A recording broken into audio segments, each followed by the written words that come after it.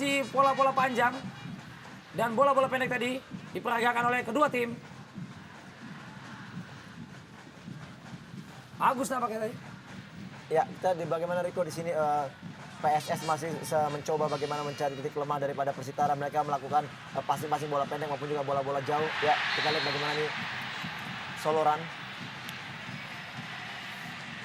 Satu pelanggaran nampaknya tadi. Harus dihentikan laju dari pemain Sleman oleh Dedi Sutrisno tadi. Kalah sprint nampaknya tadi. Ya, satu tackle yang sangat terlambat Riko. Kita Bola yang kurang cermat tadi. Persitara kali ini lakukan tekanan tadi. Satu pelanggaran kembali dilakukan oleh Hoirul Anam nampaknya tadi. Dua kali pelanggaran dilakukan tadi oleh Hoirul Anam terhadap Bationo. ya sangat jelas Riko. Kita Dari rusuk sebelah kanan kali ini, John Tapor. Dari baik sekali menggunakan tumit ya. Satu pelanggaran nampaknya tadi. Iya, kita lihat bagaimana kerjasama sangat baik yang dilakukan oleh John Takfor. Begitu juga dengan Bationo. Dengan melakukan back kill, kita Bationo mengembalikan bola. Namun kita di sini bagaimana pemain pertahanan daripada PSS melakukan tarikan atau dorongan terhadap John Takfor. Ya, saya pikir gerakan tangan dari Anderson da Silva memang Tunggal, Bung Fe. Ya. Iya. Dan ada kesan memang bahwa anak-anak Sleman tampil belum dengan ritme terbaik mereka. Karena ada banyak serangan-serangan yang mereka bangun itu tanpa desain yang bagus. Dan sekarang pun dalam situasi sebagai tim tamu, anak-anak Persitara Jakarta Utara justru tampil lebih tenang, lebih terpola, dan lebih lepas dalam membuka dan membangun serangan demi serangan. Kita lihat satu pelanggaran tadi. Ya, sangat keras kita lihat bagaimana Oyedepo mengganjal Yaso. Pada saat Yaso berlari, kita ini sangat-sangat bahaya tackling yang dilakukan. Namun kita lihat memang wasit menganggap bahwa dengan peringatan sudah cukup untuk pemain untuk tidak melakukan hal itu kembali. Saya pikir sesuatu terjadi dengan tangan kanan Yaso. Salah jatuh katanya. Dan Apakah terkilir? Kita lihat juga. Bukan hal yang aneh lagi, Bung. Sekarang kalau kita lihat kaum wanita untuk datang ke stadion. Bung Feve, bagaimana mencermati selalu? Iya, saya setuju Riko. Sebenarnya kondisi ya sekarang kita lihat di bagian di lapangan juga udah semakin banyak wanita berani untuk datang ke stadion untuk menonton langsung pertandingan. Ini adalah indikasi bahwa mereka udah merasa sepak bola kita udah begitu juga nyaman untuk kaum hawa. Tendangan langsung. Baik sekali. Dwi Adi. Jaga kawan dari Sleman. Kali ini Sleman lakukan tekanan. Kembali melalui Rahel. Gelandang Mungil. Merangsang dari sektor kiri. Mendapat pengawalan cukup ketat. Anak-anak Elang Jawa ini tidak bebas. Offside hampir saja. Iya, tipis sekali Riko. Kita lihat bagaimana sebenarnya pergerakan daripada Rahel cukup baik. Dia datang dari belakang dan umpan dari Fajar ke daerah sangat baik. Namun kita tidak melihat dari sisi sebelah kiri yang di situ berdiri wasit yang atau hakim garis. Ya, kita sebenarnya sangat tipis.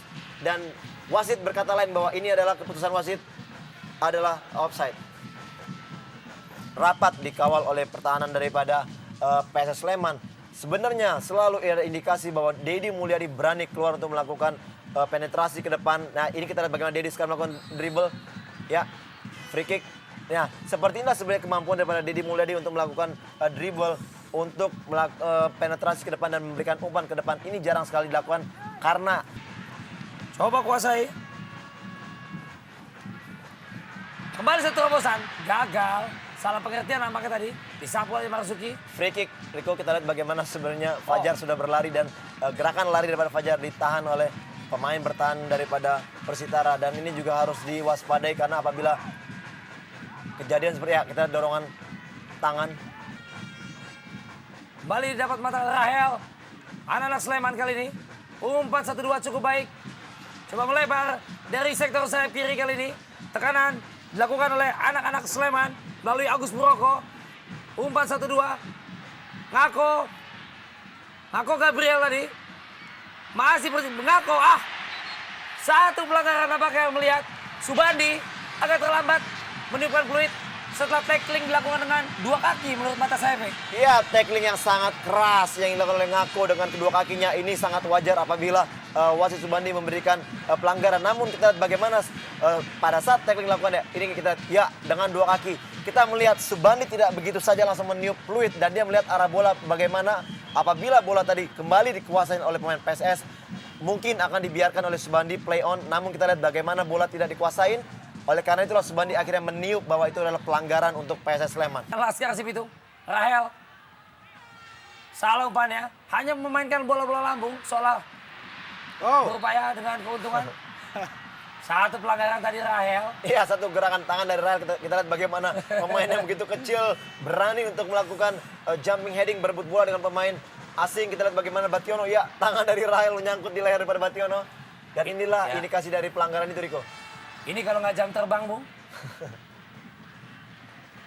Walaupun kecil, tapi masih terjadi perebutan bola di lini tengah. Sulemani tadi berebut dengan John Tapor. Pelanggaran di depan mata Subandi. Saling membangunkan. Indah rasanya sepak bola seperti ini.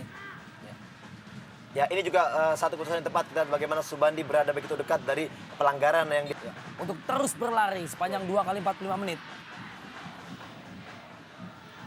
Kali ini, bukan satu pelanggaran, karena satu keuntungan ya. Advantage. Dari lini sayap kanan. Satu peluang. Terlambat tadi.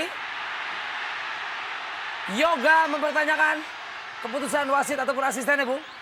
Tapi apapun kita melihat bagaimana akselerasi yang dilakukan oleh Andre Yoga.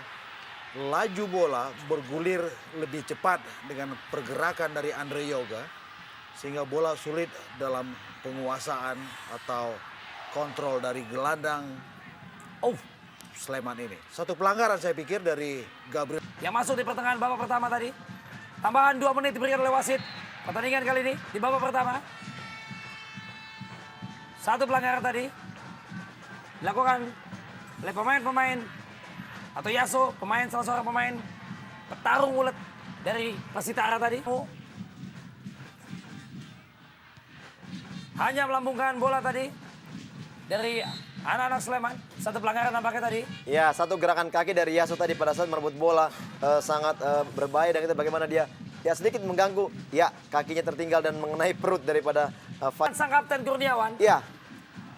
Atau mungkin besok mesti SMS dulu, Bu. Dengan SMS mungkin Kurniawan mengetahui.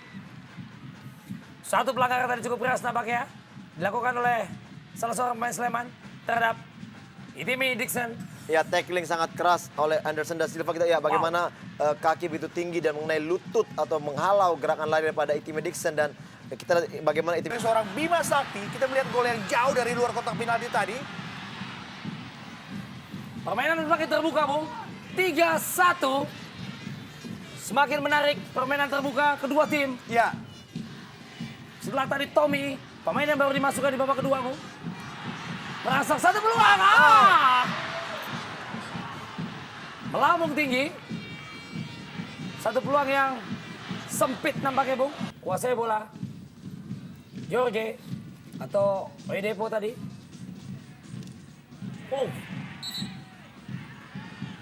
Satu keunggulan atau satu keuntungan tentunya tadi. Wasit melihat mungkin terlalu tinggi. Mengangkat kaki tadi. Anak-anak Persitara. Sedikit membahayakan saya pikir. Inilah tayangan ulangannya. Ya, ngaku memang mengangkat kaki terlalu tinggi Riko. Sehingga Ya. wasit memberikan pelanggaran ini. Ya, kita lihat bagaimana ngaku begitu keras ya. Ya. Persitara coba merangkai serangan Marzuki tadi. Baik sekali.